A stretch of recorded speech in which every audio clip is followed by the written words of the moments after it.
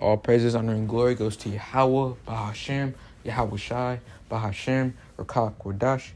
Double honors to the elders and the apostles, the great millstone. Peace and salutations to the hopeful elect that are scattered abroad. This is Brother Malak Asharallah 144 Judah coming back at you, brothers and sisters, with another lesson entitled Delight. All right, and delight is a good feeling. It's a great feeling of something that you like, something that makes you feel good. All right, things that you love, things that happen to you that you love. All right, that is the definition of delight. And what is the Lord delight? What is His delight? When He sees us working together in this truth, when He sees us edifying, when He sees us being edified, and when He sees us edifying the other brothers and sisters that are also in the truth. All right, these are the things that make the Lord happy. Okay, seeing these things. All right, and we should be happy that we're making the Lord happy. All right, we should be happy to be a part of this ministry. We should be happy to give Him all the honor and glory and praise, which is so rightly deserved to Him. Okay. All right, because if we don't, do the acts of Yahweh Shem Shai, then, we're no good. We're useless. All right. Without the Spirit of the Lord on us, we're useless. We have evidence of that of when we were in the world. All right. We were wicked. We were lost sheep. All right. And we needed, Yahweh Shem Shai. Because without the Lord, if we would have continued on, if we would have never got the truth, then right now, I don't know what we would be doing. Well, I actually do, we wouldn't, be in the Word like like we're supposed to. All right, we wouldn't have the truth. We wouldn't know the true name is Yahweh Shem Shai. Hey, we would probably be in church right now since it's Wednesday. All right, we used to go to church on Wednesday and Sunday. So, there's just no telling, what we would have been doing. Okay, if it wasn't for this truth, if it wasn't for Yahweh Shem Shai. Okay. So we'll start off with Job 27:10, because we want to make sure that the Lord is happy. We want to make sure that the Lord is pleased with what we are doing and how we do it. All right. Let's get that Job 27:10.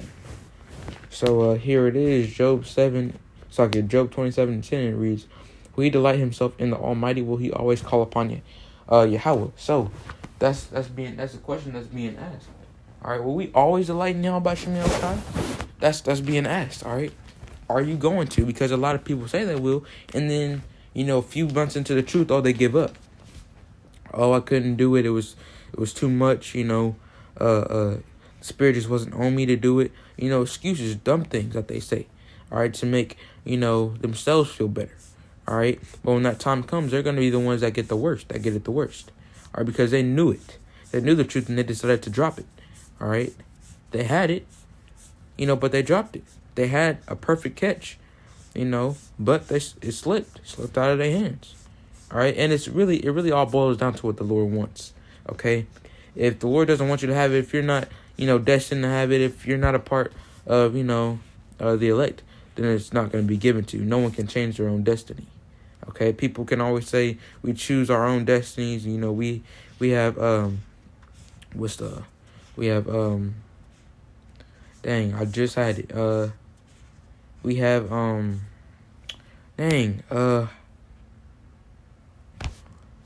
finna get upset. Free will. That's what I was trying to say. Free will, all right? But we know we don't have free will. That's what makes us so mad, is how this place is so blinded, and how, they're just roaming on the earth as if nothing is going on. Yeah, they notice how, there's been rioting, there's been, killing and all types of things, but they don't know why it's happening. They hear about a baby dying, or a young kid getting shot, or an old man, and they say, oh, they didn't deserve to die. What did they deserve that was punishable unto death? What have they done so bad, okay, that they had to die? Why, Lord? Why? They wonder why. But, they don't think about, how just last week they were twerking on another man, or how they were cheating on another woman. So again, not another woman or another man, but another man. All right, how they were stealing just last week. They wonder why they get evicted. They wonder why these things happen because they're not serving Yahweh Shem Yahweh Shai. Okay? So when you say you love the Lord, ask yourself this. Will he delight himself in the Almighty? Will he always call upon the Lord? All right? Will you? If you are perfect, if you're a scholar, if you're a scholar in Christianity, will you always, delight in the Almighty? Okay? Think about it. All right? So that was Job 27:10.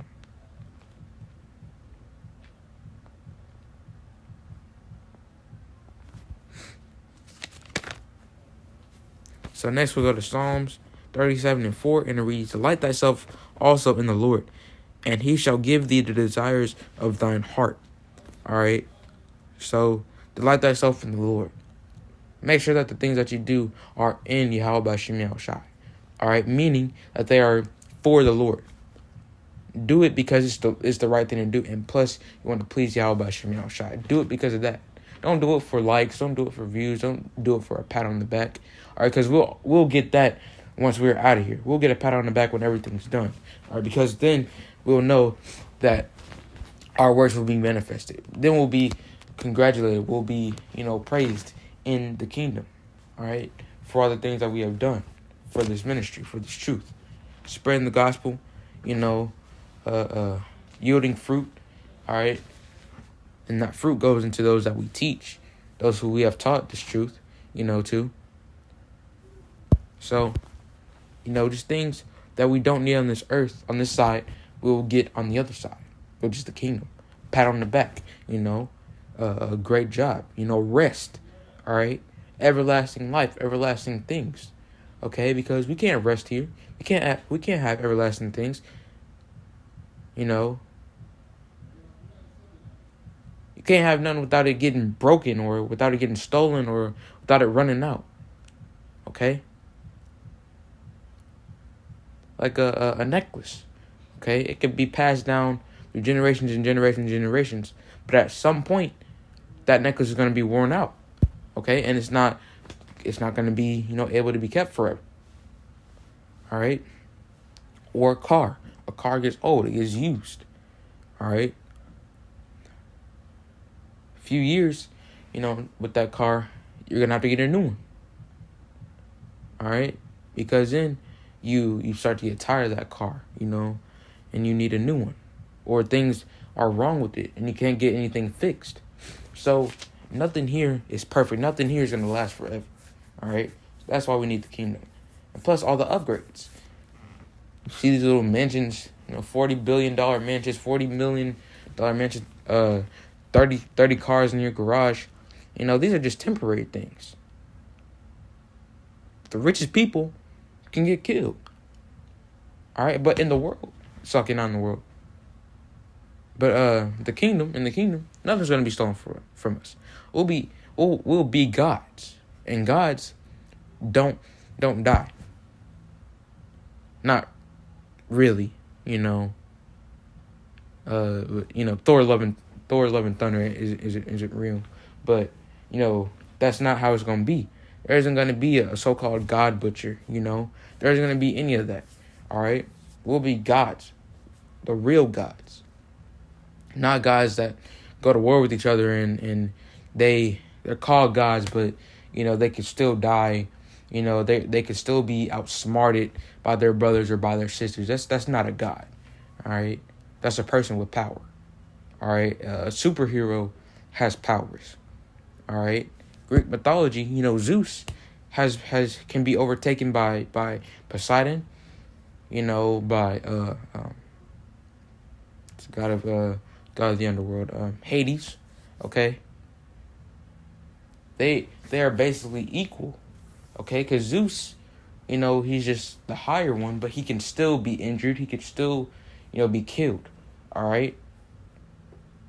But we won't. We can't. All right, we won't be mortal. All right, we won't be able to be hurt or injured. because of that that godlike power, that godlike position we will be in. All right. So that was Psalm 37:4.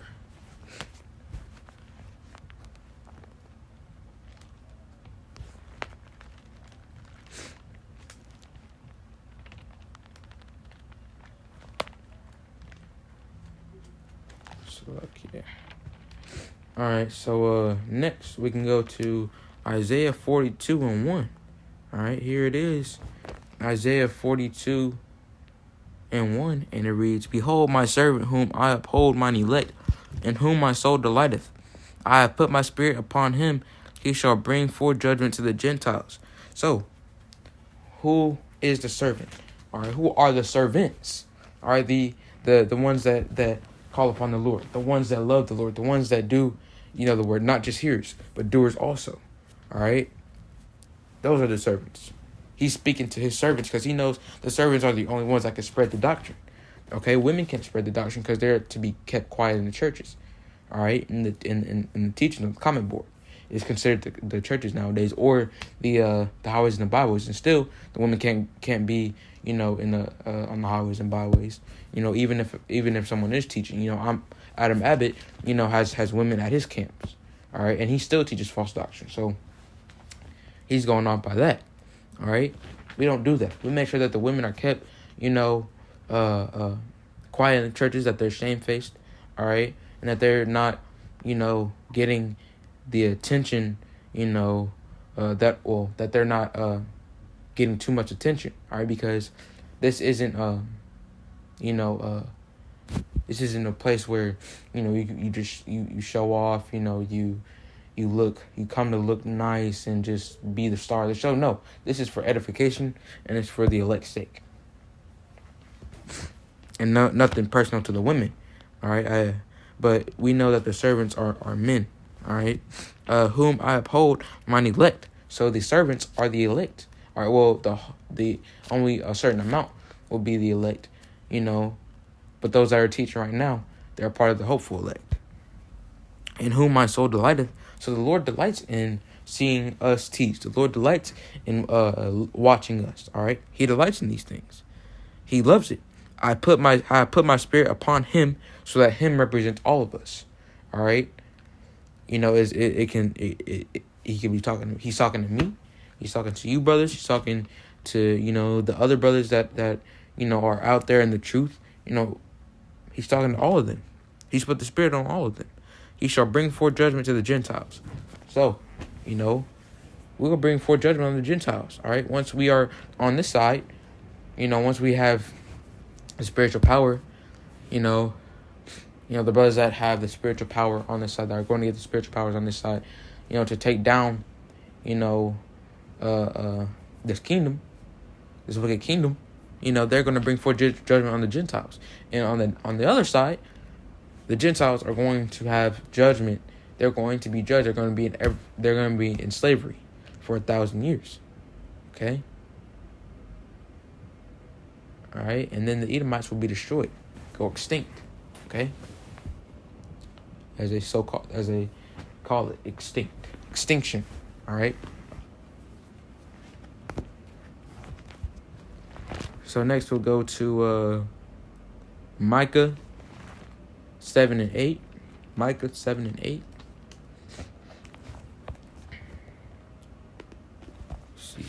Let's see. Micah 7:8, and it reads, "Rejoice not against me, O mine enemy. When I fall, I shall arise. When I sit in darkness, the Lord shall be a light unto me." So don't rejoice against, me. Don't rejoice against anyone that's in this truth. All right? Because we're all on the same page. We should be, We should be all on the same page. All right? If we're not, then we need to address it. Don't just go against that person. Don't just keep, talking about that person behind their back, and deceiving them, thinking that you're on the same side as them. Because then they think that they're doing something right, and now they're going to be, they're going to keep doing that thing that they're doing wrong. All right, and then their blow will be on your hands because you knew that they were doing it wrong. All right, and you didn't say anything. Okay? So don't rejoice against anyone. Oh, mine enemy when I fall.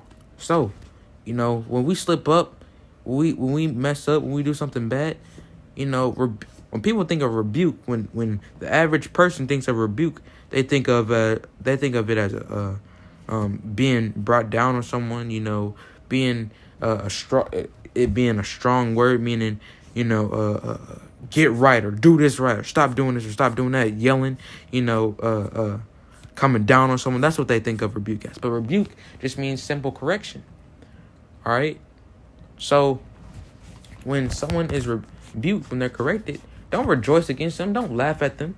All right. Now, if you know that they're doing something wrong, and they continue to do it, and you tell them to do it, then you should be glad that they have been, rebuked. You should be glad. All right. Don't go, mocking them. All right, because then the Lord will judge you also. He can turn that one moment, that small moment, as we see it as small, and turn it into something way bigger. He can take that spirit and turn it into a 2/3 spirit, to where you start to scoff. Once you're brought into that light, then you start to go against the truth, and then you get out of the truth. All right, and then you're just you're back to where you were, square one. A 2/3. When I sit in darkness, the Lord shall be a light unto me. So when we sit in darkness, the Lord will bring that light into us, so that we can see, so that we can be helped. All right. So that was Micah 7:8. Pretty simple and straight to the point. All right. Next, we'll go to Romans 7:22. Romans 7:22, and it reads, "For I delight in the law of Yahweh after the inward man." All right, so that inward man is our spirit. All right, our spirit desires the truth. Our spirit desires desires spirituality. Our inward man, our spirit man. For I delight in the law of Yahweh after the inward man. So, after our spirit, we should be more of the spirit than we are carnal. The carnal should come last, and the spirituality should come first. And I struggle with that, but we all have to endure. All right, like one of the brothers was saying back a while back, we gotta force it. We gotta force that spirit out of us. We gotta force ourselves to watch lessons. All right, so that we don't get caught up. If it's that necessary, then force it.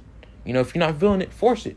All right. Now I'm not saying to force the spirit, because then you'll be because then you're out of order. But make sure that you at least read. Make sure that you at least try to pray on it. All right. And if the spirit isn't on you, like I said, pray. At least do something for the Lord. All right. Read. Do something. So that was Romans 7:22. We'll end it off here in Proverbs 1:22. Proverbs 1:22. How long, ye simple ones, will ye love simplicity, and the scorners delight in their scorning, and fools hate knowledge? So how long will the simple ones, or how long will the simple ones, how long, ye simple ones, will ye love simplicity? Not long, all right, because the simple ones are going to be destroyed. All right, the simple ones are going to be destroyed, all right, with nuclear fire, nuclear hellfire. Millions, all right? I believe 120 million. Okay? And if I'm wrong, then Shalakia, but I know it's in the millions. So a million missiles, just one can wipe out a whole city. All right? Just by the not air, but I guess the smoke itself is can just wipe out a whole city. All right. So millions of missiles, we can just imagine. All right, we can only imagine. All right.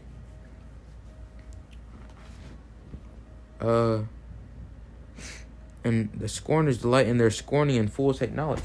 the scorners, scoffers, those that hate this truth, those that hate spirituality, those that are in the world, those that scoff and mock, they will be destroyed. All right? They will be destroyed. They will continue to be destroyed, and this is what it's going to look like. You see, Edomites, Yahushua standing on the chariots, all right, and the chariots in the back. You see the Edomites being killed, all the blood. You can see the sword. All right, beautiful. Beautiful. So, we got to be prepared, Israel. All right, we can't slack. And we all got to learn that too, even myself. So, all praise, honor, and glory goes to Yahweh, Ba'ashem, Yahushai, Ba'ashem, Rakakwadash, Shalom, Ahabi Atham, Baba Koshah. I pray that this lesson was edifying. Call me Asherallah and Abba Ba. Shalom. Shalom.